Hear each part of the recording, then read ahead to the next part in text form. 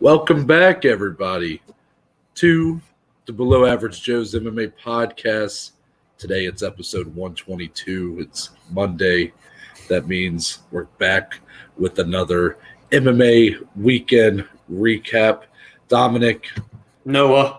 this weekend has in some ways felt longer than usual, and yet somehow it's gone by so fast. How are you feeling? Isn't that just every weekend, man? It just seems to always fly by. I'll tell you, I truthfully had a great weekend since I've been home. It was definitely probably the best day I've had, just seeing a lot of friends, family. A late day, getting burnt. If you're watching on YouTube, I may look about as red as the shirt I'm wearing or our logo. That's all. It's fine. It's fine. But it was a great day, man. It was a great weekend. Great fights. And here we are today on this beautiful Monday, recapping them. What we love to do, Noah. How was your weekend? My weekend was great. A lot of the same things you said I could say besides getting burnt on the lake. Yeah. That was not in my plans. Instead, I sat under some shade and had a nice little day, just people watching out on the porch, Porch drinking with Noah. Yes, of course. However, we're back here to talk about MMA. That's what you guys came here to listen to, not about our weekends. This is true. Saturday night's card. I was going to say last night, but when you guys are seeing this. Yeah. Saturday night's card, really, in a lot of ways, on paper, we talked about how this was not your average fight night, just stacked compared to a majority of these cards that you get on ESPN. However, sometimes those cards don't really execute. Mm-hmm. This one, by all accounts, just a lot to talk about here. We're going to go over about 7 fights, so a lot to talk about. But before we get into that card, Dominic, we start with a bit of news. We're going to the beach. We're going to catch a wave. We're trying to catch a wave to Abu Dhabi this October. Yes. Because UFC 267's plans have been announced by none other than the nose himself, Ariel Helwani. He has put out there that we already know the main event of this card scheduled to be for the light heavyweight title. Yeah. Jan Blachowicz defending against Glover Teixeira. Great fight. Yes. Now we have gotten more news about the co-main event, men's bantamweight title. Peter Yan, Aljamain Sterling, too. They're running it back after their controversial finish at UFC 259. Yep, 259. There's a lot of number cards. So that's nice that we're finally kind of getting some direction there. It's nice that was kind of put out there before Saturday's card, so at least we kind of have some timetables for the main event implications and whatnot. There's some more to get into that Ariel said, but based on the fact that this is an announcement for that fight, how are you feeling about us getting that? Obviously, the main event we've talked about before, but even that co-main event, 2 title fight card back in Abu Dhabi, and it's ultimately the probably rightful fight for the men's bantamweight title, correct? Yeah, 100%. I mean, we knew this fight needed to be ran back as soon as Aljo was healthy from neck surgery. He did just have it in April, so a relatively quick return, 6 months by the time they step back in there.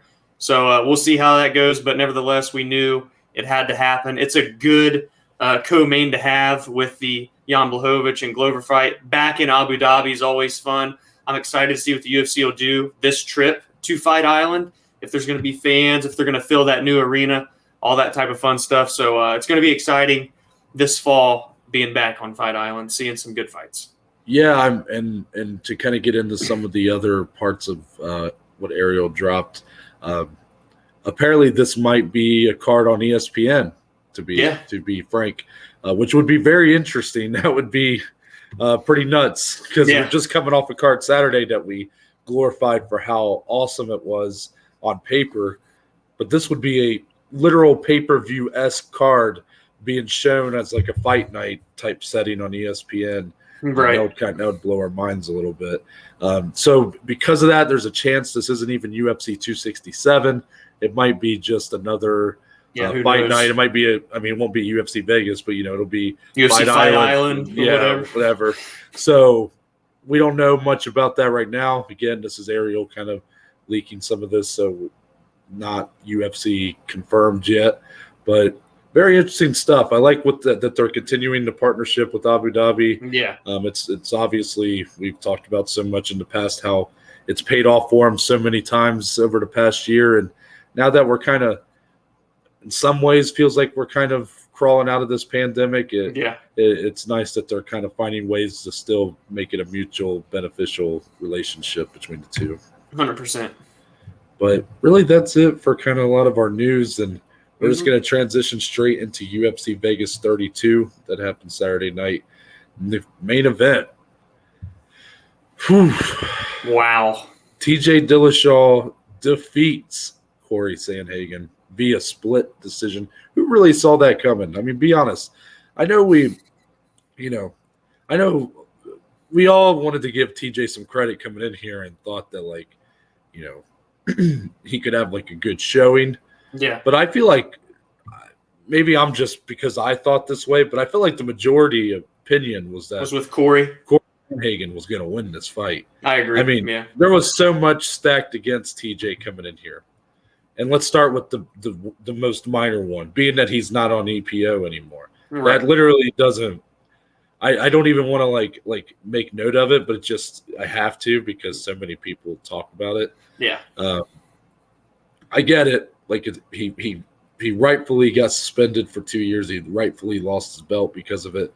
However, I didn't think it was going to affect his performance being off of the stuff or whatever. You know, right. We know how great of a fighter he is. To me, what was more working against him was that this was a 2-year layoff. Mm-hmm. He's 35 years old.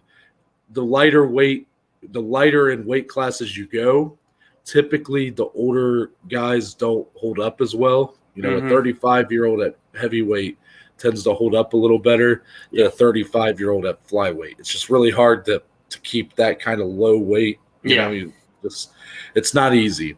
And pair that with a matchup against Cory Sandhagen. And you're going up against Cory Sandhagen, who we already had basically enshrined as the number one contender after Aljo and Jan. So in some ways, Cory Sandhagen, maybe I want to say in some ways it felt like he was taking a risk here, but it felt like one that was kind of necessary because he had fought in February. Yeah. And then since that title fight in March for the bantamweight belt had to be run back and it wasn't going to be till the fall.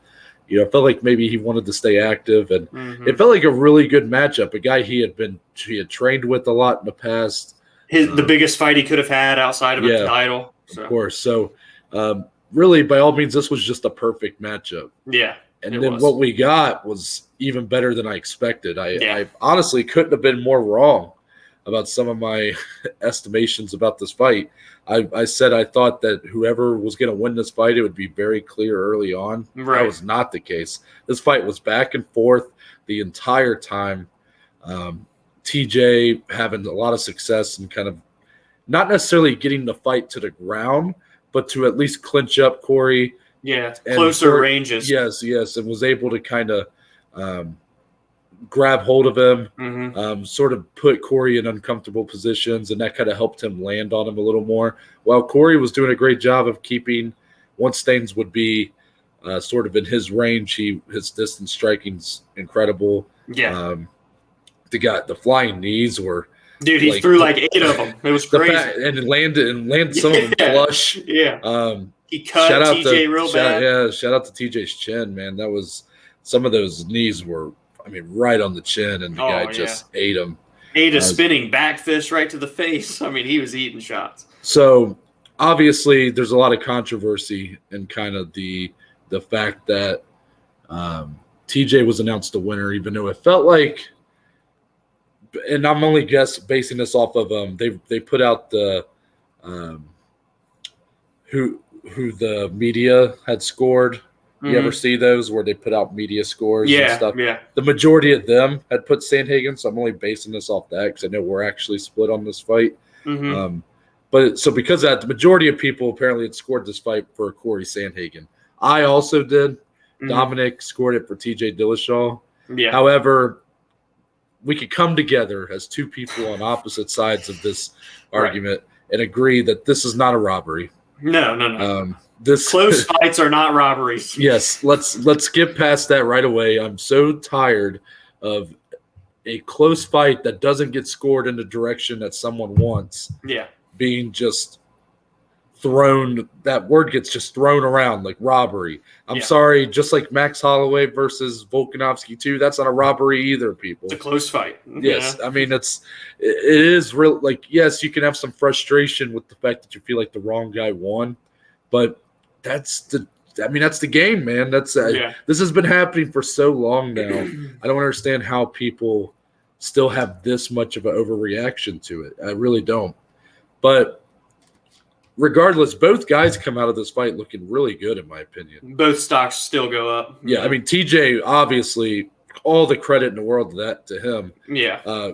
Had the world against him, had all the factors against him coming in here, and he put on an incredible performance. Sure, did he look like the TJ of old? I wouldn't necessarily say that. Right. It looked like he was adapting to – and, I mean, there was the injury in the first round that he – suffered, looked like he popped his knee or something. Yeah, said his knee popped. So one of his legs was compromised for the majority of the fight, so that could have had something to do with it. But it looked like he was definitely adapting in the octagon, like just off the fact that he was a lot slower than Cory Sandhagen. Yeah. But he was able to make it work, obviously. He got the win. And for Cory Sandhagen, while I think where he kind of went wrong in this fight ended up mattering more in I felt like anytime TJ was able to kind of get his arms around him, clinch him up, Sandhagen would kind of give up his back at will. Yeah. Which, as if you're, even guys like us who've never competed or trained in MMA, we can tell you that that's one of the worst and most compromising positions to put yourself in. Especially against a guy like Dillashaw. And the judges see that, and it affects their scoring, even though when he would give up his back, it's because – in a lot of ways, it looked like he was really good at the hand fighting. Yeah. And it never really never really got to TJ's on the ground, never got finished for the majority of it, but I think it still was scoring for a lot of for those judges. So really no guy comes out of here looking bad. They both look great. Oh, yeah. And to me, the big question is, Dom, is TJ Dillashaw the next man up after Jan and Sterling? I mean, he has to be, right? Going the distance with a guy like Sandhagen that so few have even been close to doing. I mean, this guy has one of the highest finishing rates and shortest average fight times in bantamweight history, that being Cory Sandhagen. So for TJ to come back after a 2.5-year layoff, again, the odds stacked against him, and put on a great performance. I mean, these guys combined for over 300 total strikes landed. This was – Noah even said he's going to put it on one of his fight of the year contenders in terms of the list that we accumulate for our Jobies in December. But this was really a great performance from both guys, with TJ getting the upper hand again. Like Noah said, I scored it for TJ personally, but I could see it going for Cory as well. It was just really the pacing that TJ, he kept pressing forward, landing good shots, and just eating hard shots as well from Cory. And yeah, I mean, a title fight's next. We're talking, a former 2-time champion. There's no one else really to even fight outside of just waiting for the title fight in October between Jan and Sterling. Fingers crossed there's no more controversy in the rematch. And, for Sandhagen too, and I thought this was interesting, in his post-fight interview with Megan O'Leary, he said he talked to Mick Maynard immediately after the fight and made him pinky promise that he is still only one win away from getting a title shot anyway. So I think that just goes to show not only the ceiling the UFC believes in for Cory Sandhagen, but also going the distance with TJ, a fight that could have gone either way. And truthfully, I agree, especially if he comes out there and starches someone like he had been doing up until this TJ fight. So again, as I mentioned earlier, for both guys, the stocks go up, even with a loss for Cory Sandhagen. But yes, title fight for sure has to be next for TJ. So here's my only caveat to this. TJ did have potentially a big injury in the octagon. I mean, it's knee pop. That's never something you want to hear. Afterwards, at the post-fight press conference, he said he wanted to be an alternate for the title fight in October. So that kind of makes me think that he doesn't think it's very serious. Right. But I just want to kind of maybe offer that as an alternative here. If TJ Dillashaw is going to have a layoff of, well, I don't know how long, but if it's going to be enough to where, let's say the title fight happens in October, you have a winner of that, and maybe he's not ready to go whenever the UFC want to put the next bantamweight title fight together, then there's a chance that Cory still gets a title fight, but more likely a guy like Rob Font is able to kind of capitalize and get his shot sooner than expected. Well, and I would say the clear cut, should TJ be all right to fight, the clear cut fight is Sandhagen and Rob Font. Yeah, exactly. I mean, wow. That's a great fight. It really is. Two guys that are a lot different in the way they fight on the feet, but are both probably the two potentially best strikers in the bantamweight division. At this point. So incredible. Yeah. This division's come a long way in terms of its striking. We saw that a lot, in my opinion, in the Font Garbrandt fight. A fight that Cody Garbrandt was a very feared striker in this division when he was on his come up and eventually won the title. You look at his performance against Dominic Cruz, very slick on the feet. And then you look at his fight with Rob Font, and Rob Font always was a step ahead, was always kind of sort of just outclassing him at times. And I think that just shows the growth in this division in terms of its strikers. And that starts at the top. Guys like Sandhagen, Peter Yan is an incredible striker. Yes. TJ Dillashaw, still awesome striker. So definitely this top of the – even if TJ Dillashaw isn't the next guy because of a potential long layoff, he has to be next if he's available. But if not, if he's out and they want to get a title fight put together, and we know and when it comes to these interim title fights, they're willing to just kind of next guy up.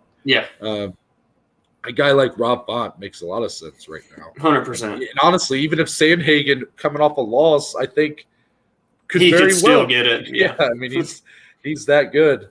So it's interesting. I want to ask you another question for Sandhagen. So now even though we know how incredible he is, everybody is kind of expecting this guy to be a champion at some point. But in terms of kind of his next sort of year and a half or so, he has a loss to TJ Dillashaw now. And we know about the loss to Aljamain Sterling that was very one-sided. Even though it seemed like everybody was kind of ready, even if Aljo does win in October, to kind of run that fight back, even though it's only been a year. Now that's two of kind of the top four guys or so now that he's lost to. Do you think that's going to hurt him in terms of, let's say, if Aljo or TJ Dillashaw is champion kind of in this time next year or even before that, is that going to hurt his chances of getting a title fight, you think? Or is he so talented that you just can't deny giving him a second chance at those guys? I think he is just so good that if he were to go out and get one more victory in the meantime against even a guy like Rob Font, you can't really deny the kid. And at the end of the day, there's no one else for him to go. I mean, he's essentially cleared his path into this top three, and he's been there ever since, even when he lost to Aljo. He takes out Marlon Moraes and then takes out Frankie Edgar. Like, he's willing to fight anyone, anywhere. And when he usually wins, it's very convincing. It's not just one that he edges out.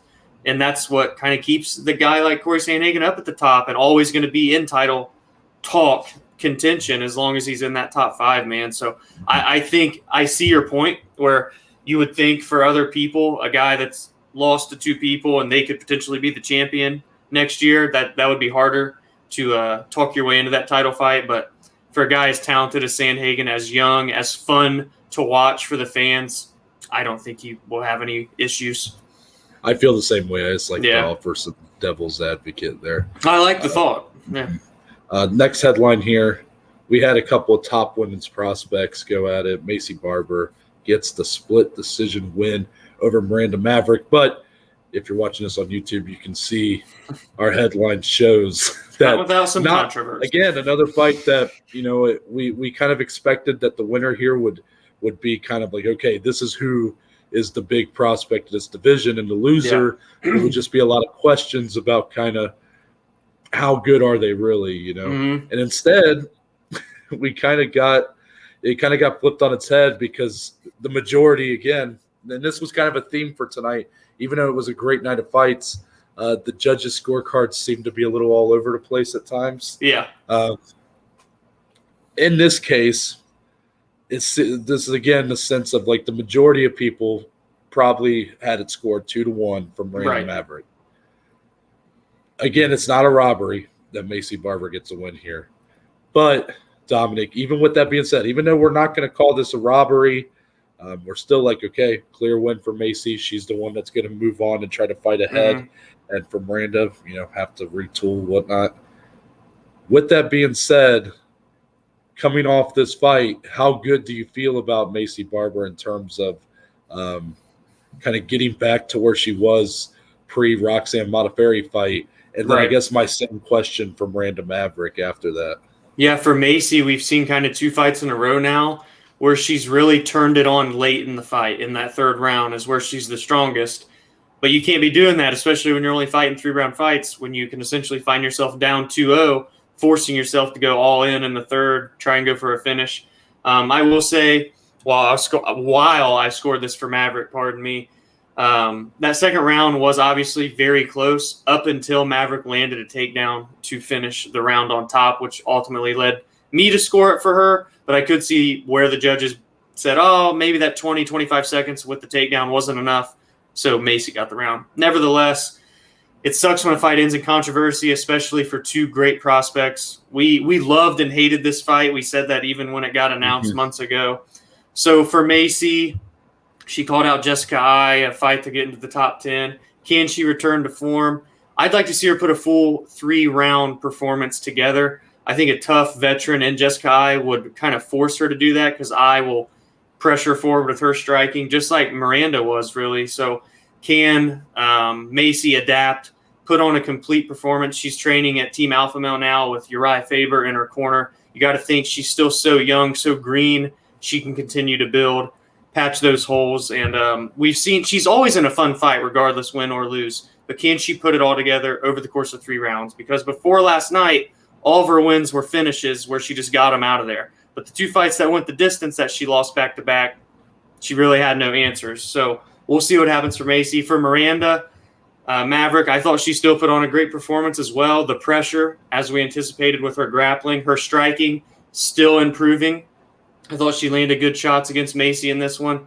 I don't think this hinders her much, and it helps her maybe a little bit that so many people thought she won. As much as I hate to say that, it probably will help her out. She has a great potential. She's only 24 years old. I still think she gets another top 15 opponent, truthfully. Okay. Like, she could even fight forward and get someone like Andrea Lee even. So I don't think this will hinder her too much. Okay. No, I'm all for those kind of moving forward, having them both sort of stick in the top 15 for now. For Maycee Barber, there's just got to be more questions, as she moves forward. There seemed like, even though she put on a good performance here and, fought her way to a win, there were things that kind of stuck out to me in her performance more so than Miranda. The where holes. I was like, yes, where I would count those as like holes. And the big one is she throws at air so much. She has to be, and then this is a guy who's never trained before talking about this. So take this with a grain of salt. Don't think I'm telling a professional fighter how to fight.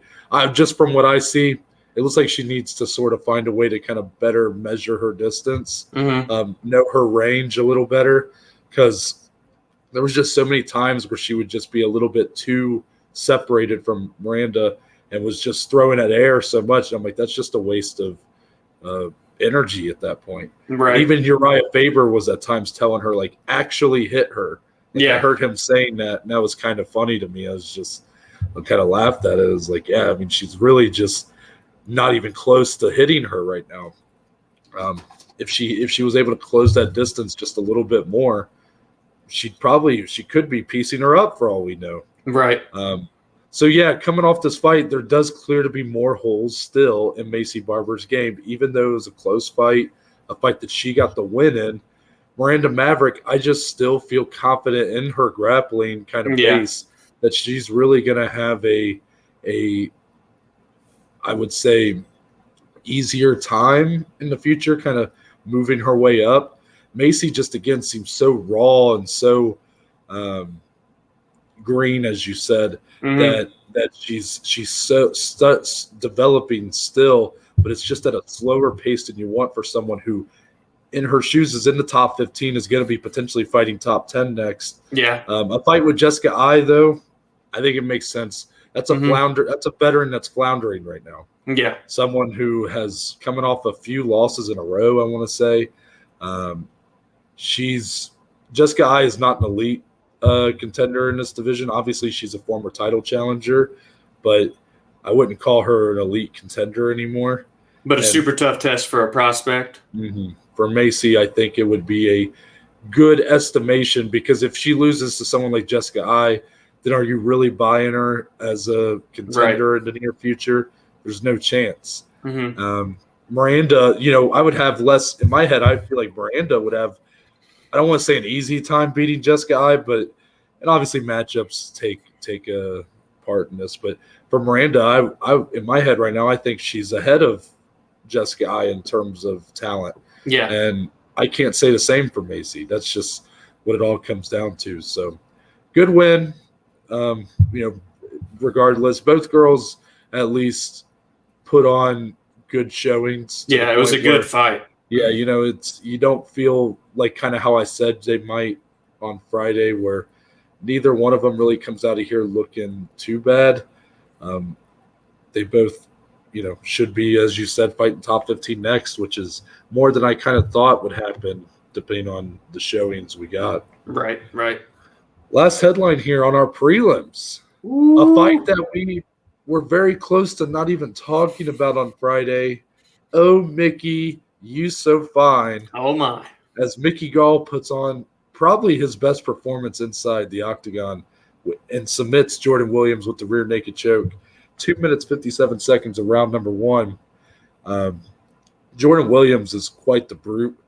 He's a guy that comes in there and kind of just fights with reckless abandon. Yeah. Looks to put you out early and often.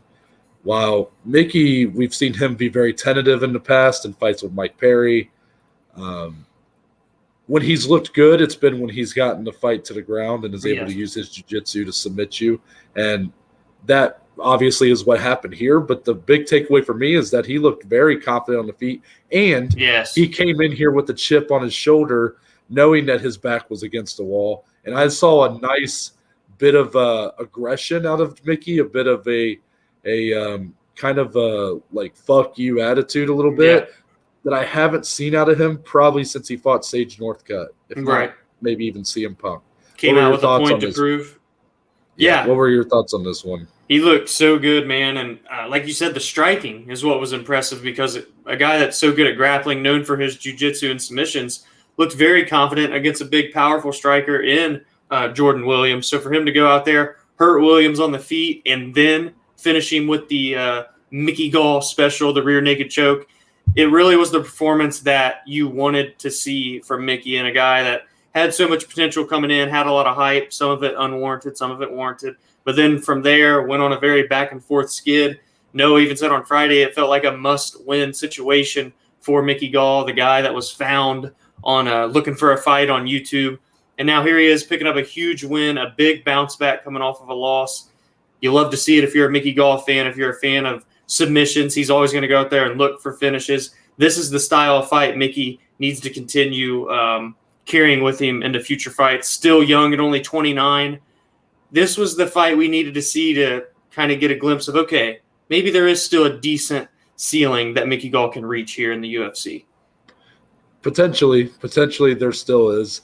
Coming off of this, what I need to kind of see from Mickey is he needs to kind of put a win streak together here. We know he's been trading wins and losses essentially as post Sage Northcutt fight. That's been really the story here. It's just been win one, lose one, win one, lose one. When he has quite a dip in this competition, he can beat kind of those low level guys. But then once he gets that step up and he's fighting guys like even Diego Sanchez, he just can't pass that test.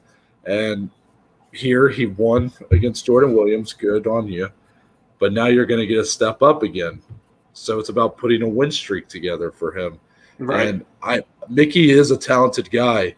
I know that. I know even though his debut and his fight with CM Punk, those are very the lowest of level guys you're fighting, him and Mike Jackson and CM Punk. Like those two guys were pretty much the bottom tier that you can fight in the UFC.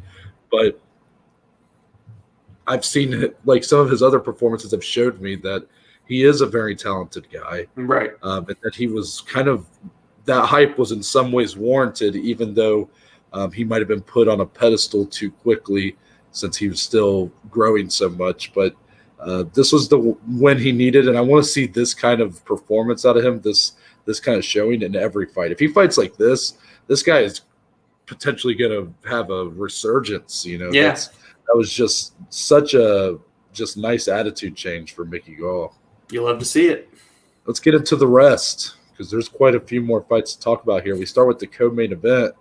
Co-main event was awarded Fight of the Night by the UFC. Yeah. Raulian Paiva defeats Kyler Phillips via majority decision. Quite a shocker, as Paiva was one of the bigger underdogs on this card. And obviously the majority decision comes as one judge scored it a draw, 28-28. But Paiva, story for him here, a guy that fought at flyweight in the UFC early on, had missed weight a couple times, kind of split record.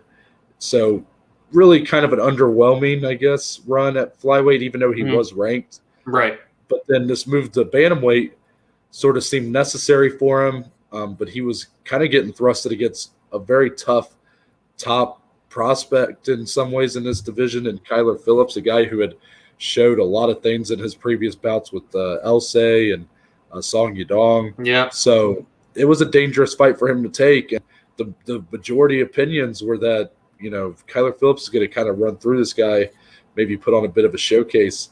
And I think we gave Paiva his respect on Friday, and that came through here. This fight was awesome. It was. Nothing really else to be said. Violent. And for a guy like Paiva to not only, much of my credit I gave to Paiva on Friday was due to his jiu-jitsu, but this guy did it on the feet too. These guys were standing and banging, man. Yeah.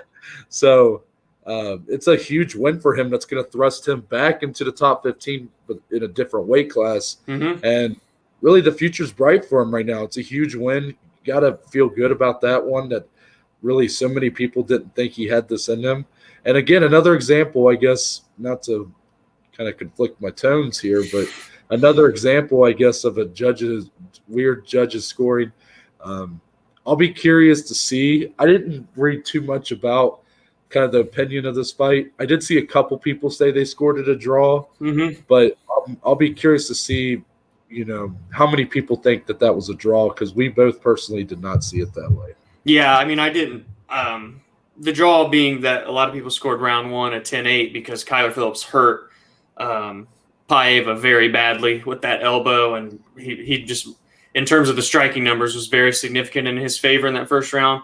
I got to say, too, for Paiva, he didn't look undersized for coming up. I know he had missed weight at 125, so he's a bigger guy anyway, but he looked just as big as Kyler Phillips, so that could be a bright sign for his future as a bantamweight. And to come in there and show your toughness, weather the storm, and then hurt Phillips as well, and then ultimately get a victory over one of the biggest prospects in that division, says a lot for Paiva, who's still so young in his own right, even though he's had so many fights and is so experienced. This could be kind of the turn of events he needs to kind of have a career, not resurgence because he was coming in off of a win streak anyway at flyweight, but just a real good readjustment for his career and what his future could be. And I think for Phillips, this isn't really much of a hindrance to his rise. I mean, he was undefeated in the UFC going into this. It was an incredible fight, one that he could have arguably won. I don't think his stock dips lower at all. I think it just continues to rise because he's always in a fun fight,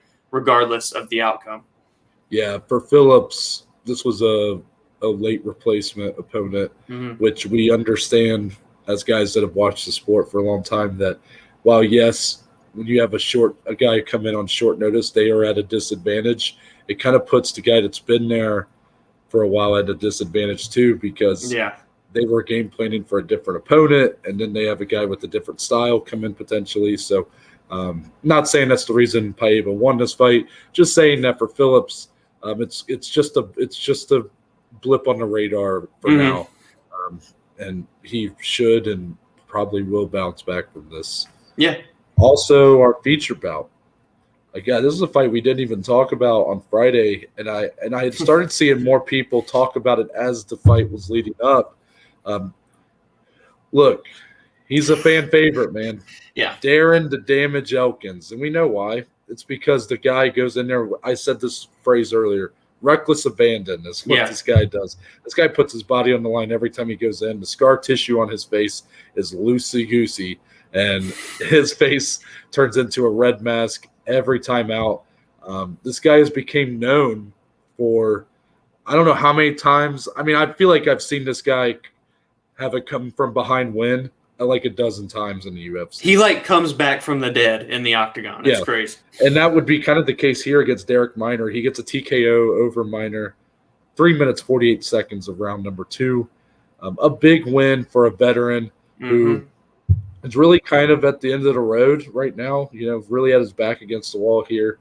I'm sure a lot of people look at a guy like Darren Elkins and they go, oh, bare knuckle UFC is on the horizon for him. And it's just nice to see him get a win over a guy like Minor who has, I believe, was coming off a pretty big win coming into this fight. And he was, I forget who it was over. It was over a guy I was pretty big on. It was another kind of prospect battle. Yeah, and I can't remember now.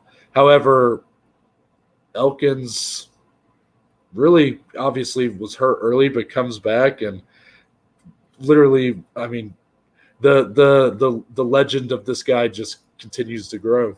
Yeah, I mean, if you essentially, damage in Darren Elkins, if you make him bleed, run, because you're going to be in some trouble. This man never stops coming, regardless of how hurt he is. This is a really fun, grappling fest of a fight, too, which I really enjoyed.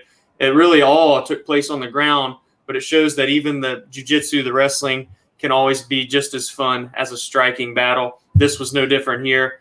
Minor did show some good things, but ultimately got tired, and that's where the veteran expertise of Elkins came into play. I mean, he's had 21, 22 fights in the UFC, been in there with some ultra-tough guys, ends up getting the finish. It's a huge win for a guy in the latter half of his career. What more can be said? I mean, if there's anyone that deserves to have a tattoo across their chest with electrical font that says the damage, it's Darren Elkins. So well-deserved, man. He's always in fun fights and will continue to be until the end of the road. Look, it's one of the worst tattoos in MMA, but one of the best. It's also very fitting for a guy with that kind of legend to him. Yes. To start off our main card, it was the fight that UFC or MMA Twitter, I should say, had asked for, had been enshrining in the lead up here. Adrian Yanez gets the TKO over Randy Costa, comes from behind as well. 2 minutes, 11 seconds of round number 2. Dr. Pepper wins over Reese's. Victorious, yes. This was a great fight. It was a fight that we expected to be great, and it was. It's kind of weird. It's a shame, I guess, in some ways, that this card was so good. Yeah. Because a fight like this that was great kind of got put under the radar in some ways just because the co-main event was awesome. I thought the main event was a fight of the year contender. Yeah. You even got fights like Brendan Allen and Punahele Soriano that we'll get into, but that was an awesome fight. So this fight was sandwiched in between a lot of awesome. So in some ways it just kind of falls under the radar because of that. But two guys that really, honestly, this might be a bit dramatic, but the way that these two were able to kind of get their fight hyped up, the way that they bought into MMA Twitter, that they continued to kind of support it and interact with it. And even in the post-fight, Yanez was giving shout-outs to guys that he really liked on Twitter and stuff. That is a blueprint, in my opinion, for future kind of these young guys prospects on the rise, that want to get a name for themselves. I think you're going to start to see this more and more. I think these two really did something here that's going to become quite the thing for years to come. But it was an awesome fight. It was good that it lived up. Randy Costa, we know that this guy is such a menace early in his fights, especially because he's so used to getting out of there inside of a round. And it looked like he was much of the same here. Yanez was definitely battered early, but then able to come back in that second round. And the body work along mixing in the bodies shots with the headshots was a work of art, and was able to put away Costa, who looked like he just kind of gassed out in round 2, maybe had an adrenaline dump of some sorts. But both these guys, I think, have bright futures, and this fight showed that. Yeah, I mean, Yanez, well, both guys are incredible strikers. This was a tale of 2 rounds. Round 1, all Costa dominated. Round 2, all Yanez and dominated, and then got the finish. 2 guys that are so fun, so fan-friendly. The MMA Twitter behind them, the Reese's Cups, the Dr. Peppers. They're going to continue to be, stars in their own right as they continue their careers. But for Yanez, now on a 7-fight win streak, 3 straight by KO, TKO in the UFC, this kid's striking is so crisp and so technical. I can't wait to see him get battle tested again. I mean, really, you got to think he's inching his way closer to a top 15 guy just because of his name value alone. Yeah, I think he's there right now. I think he should get a top 15 next. Yeah, and he's shown it, and his skill set's there. And to be able to weather a storm, because Costa was just pounding him in the first round with nasty shots, landing clean, flush head kicks. He was just eating them for dinner, man. So incredible fight, as everyone anticipated. Again, a fight where both guys' stocks go up. A little more to take away in terms of Yanez obviously getting the win. For Costa, work on the conditioning maybe a little bit, or maybe just the output was so heavy in round 1. Maybe the adrenaline dump got gassed out a little. So both guys bright futures, but Yanez, look out, because he's coming for the top 15. Yeah, well, I've been on the Yanez hype train since I was watching this guy in LFA. Yeah, piecing up people, and to see him sort of make do on that potential is really nice to see. And this rivalry, if you want to call it, this friendly rivalry, has made me kind of realize how good Randy Costa is. So all guys kind of win from this, even though Costa does have a tough loss here, and he does have some things to work on with that conditioning, I would say. Yeah. But, I mean, for a guy like Costa, who physically is in great shape and does have a great skill set in that he throws hammers, I have no doubt that he can improve on that. And next time out, he's just going to be a much more dangerous fighter because of a loss like this. Yeah. But Yanez, top 15, honestly, might even be a fight with Kyler Phillips that I would look to book next. Ooh, yes, that would be fun. That would be fun. The headliner of our prelims saw another prospect bout, this time in the middleweight division. Brendan Allen gets a unanimous decision win over Punahele Soriano. This was much of a Matador and Bull fight in some ways. But yet, imagine a Matador and Bull fight if the Matador decided to just stop taking the bullshit and just started punching the shit out of it. Yeah. Because Brendan Allen, the guy who we kind of thought is a bit more on the grappling side in comparison to Soriano, we thought that might be sort of the tail of this fight. Soriano being a guy that would press heavy early, throw big shots, and Brendan would try to have to find his openings to get the fight to the ground. Yeah. But Brendan took it to Soriano, and Soriano just kind of like a Terminator, just never really he reminds me so much of Paulo Costa. Can I just say that? Yeah, his power never goes away. Just a guy that even as he's gassing out, he just doesn't fucking stop coming forward. Yeah. It was a sight to see, and this fight was really fun. What did you think? My biggest takeaway, man, I mean, obviously Punahele's power and just the willingness to eat shots, to give shots. But Brendan Allen, very good defensively in terms of his striking, and looks so good offensively. A guy that, he does have 5 KO TKOs, but he's known as to be that submission ace. He's got 9 of those. He loves finishing fights. But he looked good on the feet, man. He was very crisp. The body kicks that he was landing hurt me watching on the couch. And everything. It was just such a well-rounded performance. And we didn't even get to see grappling from the guy.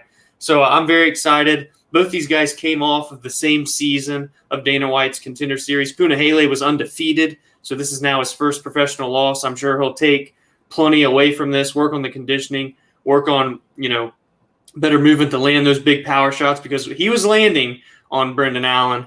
But Allen was able to withstand him, man. And when he'd fire back with the counter striking, he just looked so incredible. I was very impressed with Allen's striking in this one. Great fight.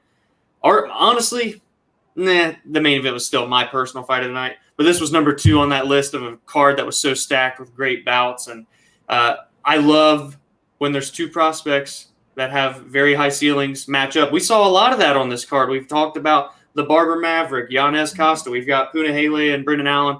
So a lot of great prospects here. They got to put on a show on ESPN. What more can you say for him? My biggest worry for this fight was for Soriano. How much would he hold up in rounds 2 and 3?